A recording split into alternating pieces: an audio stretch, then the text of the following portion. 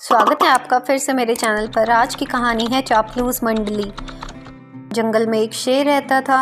उसके 4 सेवक थे, चील, भेड़िया, लोमड़ी और चीता। चील दूर दूर तक उड़कर समाचार लाती। चीता राजा का अंगरक्षक था, उसके पीछे चलता। लोमड़ी शेर की सेक्रेटरी थी। भेड़िया गृह मंत्री था। उनका असली काम तो शेर की चापलूसी करना था। इस काम में चारों माहिर थे, इसलिए जंगल के दूसरे जानवर उन्हें चापलूस मंडली कहकर पुकारते थे। शेर शिकार करता, जितना खा सकता वह खाकर बाकी अपने सेवकों के लिए छोड़ जाया करता था। उससे मजे में चारों का पेट भर जाता।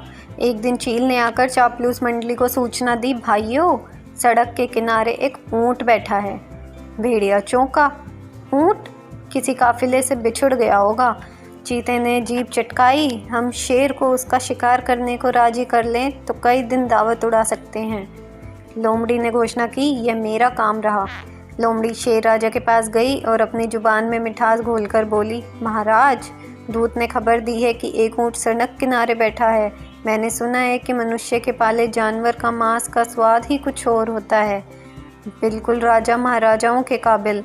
आप आज्ञा दे तो आपके शिकार का ऐलान कर दूं। शेर लोमड़ी की मीठी बातों में आ गया और चापलूस मंडली के साथ चील द्वारा बताई जगह जा पहुंचा। वहां एक कमजोर सा ऊंट सड़क किनारे निठल बैठा था। उसकी आंखें पीली पड़ चुकी थी। उसकी हालत देखकर शेर ने पूछा, क्यों भाई, तुम्हारी यह हालत कैसे हुई? ऊंट कराता हुआ बोला, जंगल के राजा, आपको नहीं पता इंसान कितना निर्दयी होता है। मैं एक ऊंटों के काफिले में एक व्यापार माल ढो रहा था। रास्ते में मैं बीमार पड़ गया। माल ढोने लायक नहीं, उसने मुझे यहाँ मरने के लिए छोड़ दिया। आप ही मेरा शिकार कर मुझे मुक्ति दीजिए। ऊंट की कहानी सुनकर शेर को दुख हुआ। अचानक उसके दिल में राजाओं जैसी उदारता दिखाने की जोरदार इच्छा हुई। शेर ने कहा, ऊंट, तुम्हें कोई जंगली जानवर नहीं मारेगा। मैं तुम्हें अभय देता हूँ। तुम हमारे साथ चलोगे और उसके बाद हमारे साथ ही रहोगे। चापलूस मंडली के चेहरे लटक गए। भेड़िया फुसफुसाया, ठीक है, हम बाद में इसे मरवाने की कोई तरकीब निकालेंगे। फिलहाल शेर का आदेश मानने में ही भलाई है। इस प्रकार ऊंट उनके साथ जंगल में आया। कुछ ही दिनों में हरी घास खाने व आराम करने से वह स्वस्थ हो गया। शेर राजा के प्रति वह ईंट बहुत कृतज्ञ हुआ। शेर को भी ऊंट का निस्वार्थ प्रेम और भोलापन भाने लगा। ऊंट के तगड़े होने पर शेर की शाही सवारी ऊंट के ही आग्रह पर उसकी पीठ पर निकलने लगी। वह चारों को पीठ पर बिठाकर चलता। एक दिन चापलूस मंडली के आग्रह करने पर शेर ने हाथी पर हमला कर दिया। दुर्भाग्य से हाथी पागल निकला। शेर को उसे चोट बहुत लगी। शेर लाचार होकर बैठ गया। शिकार कौन करता? कई दिन ना शेर ने कुछ खाया और ना सेवकों ने। कितने दिन भूखे रहा जा सकता है?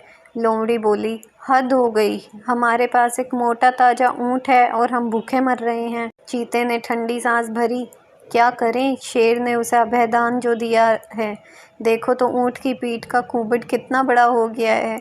चर्बी ही चर्बी भरी है इसमें।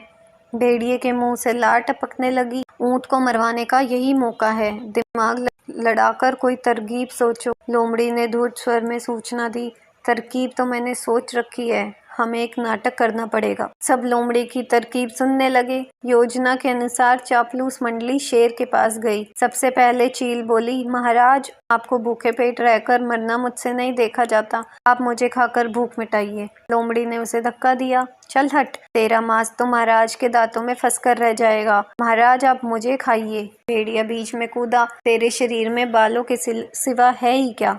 महाराज, आप मुझे अपना भोजन बनाइए। अब चीता बोला, नहीं, भेड़िए का मांस खाने लायक नहीं होता। मालिक, आप मुझे खाकर अपनी भूख शांत कीजिए।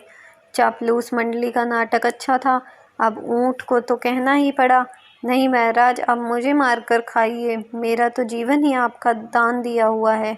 मेरे रहते आप भूखे मरो, यह नहीं होगा। चापलूस मंडली तो यही चाहती थी। सभी एक स्वर में बोले, यही ठीक रहेगा महाराज। अब तो ऊंट खुद ही कह रहा है। चीता बोला, महाराज, आपको संकोच हो तो हम इसे मार दें। चीता व भेड़िया एक साथ ऊंट पर टूट पड़े और ऊंट मारा गया। सीख, चापलूसों की दोस्ती हमेशा खतरनाक होती है। अगर आपको वीडियो अच्छी लगी हो तो वीडियो को लाइक करें, मेरे चैनल को सब्सक्राइब करें, ज़्यादा से ज़्यादा वीडियो को शेयर करें। Thank you.